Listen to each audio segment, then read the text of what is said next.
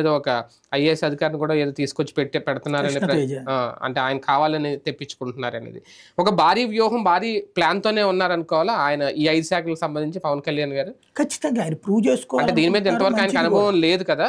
ఇప్పటికిప్పుడు ఎలా వస్తుందని. అంటే దాంతో పెద్ద ఇష్యూ ఏం కాదు. అధికారులు అదే నేర్పుతారు. ఆయన కూడా నేర్చుకుంటానంటున్నారు కాబట్టి గొడవ ఏం లేదు. పాయింట్ అల్లా ఏంటంటే అవి ఆచరణ సాధ్యంగా చేసి చూపించడం మీద ఆయనకి ప్రతిభ ఆధారపడి ఉంది ఫ్యూచర్.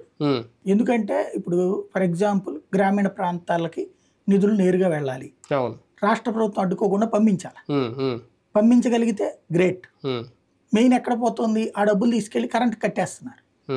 ఆ కరెంట్ కట్టకుండా ఆపి వాళ్ళ డబ్బులు వాళ్ళకి ఇవ్వాలి. అప్పుడు కరెంట్ డబ్బులు ఎవరు కడతారు? రాష్ట్ర ప్రభుత్వం కడుతుందా? అట్లాగే రోడ్లు వేయాలి. ఇవన్నీ ఇప్పుడు దాన్ని ఉపాధి హామీ పథకం కింద రోడ్డు వేయాలి. రోడ్డు వేయాలి అంటే ఉపాధి హామీ పథకం కింద సమస్య ఎక్కడ వస్తుంది? ఇదే ఉపాధి హామీ పథకం కింద ఇదివరకు ఏంటంటే మామూలుగా కాంట్రాక్టర్లకు పని ఇచ్చేసేవాళ్ళు. ఎందుకు ఇతను కూడా జగన్ చేయలేకపోయాడు? వాళ్ళోళ్ళే మింగేసేవాళ్ళు కదా, శుభ్రంగా ఎందుకు చేయలేకపోయారు?